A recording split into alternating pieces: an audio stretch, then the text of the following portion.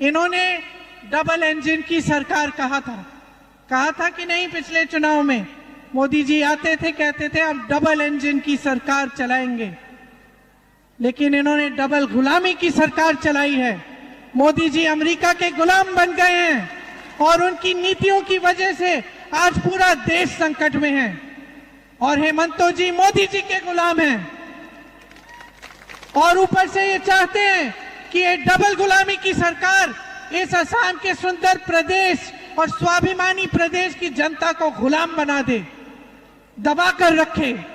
आप सर उठाओ अपना, सीना तानो अपना और मन बनाओ कि जो नई सरकार आएगी उसके साथ एक नया असम आएगा, आपका असम, वो असम जो जुबिन गर्ग जी का सपना था, वो असम जो आपके दिलों में है, वो असम जो आप सबका सपना है, जिसमें आपके बच्चों का भविष्य उज्जवल बने, जिसमें ये भ्रष्टाचार बंद हो, जिसमें आपके बच्चे स्वाभिमान से खड़े होकर कह सके हम असम के हैं, हमने ये प्रदेश बनाया है, हमें रोजगार असम में मिलता है, जिसमें आपकी हमारी बहनें खड़ी होकर ये कह सके कि हाँ कोई हमें पूछ रहा है, अपने प्रदेश में हम सुरक्षित हैं, हमें रोजगार मिलता है, हमें सही वेतन मिलता है।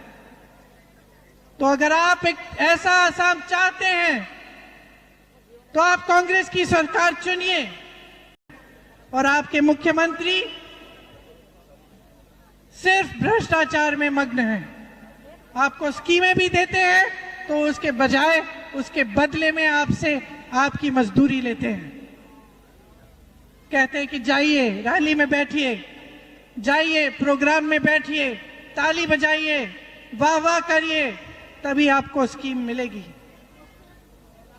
इसमें ना आपके जीवन की समझ नहीं है। मेरी बहनों, मैं जानती हूँ, सुबह से शाम काम करती हो, घर जाती हो, खाना पकाती हो, बच्चों की देखभाल करती हो, बच्चों का स्कूल का काम होता है उसमें मदद करती हो, घर की सफाई करती हो, जब सब सो जाते हैं तभी सोती हो।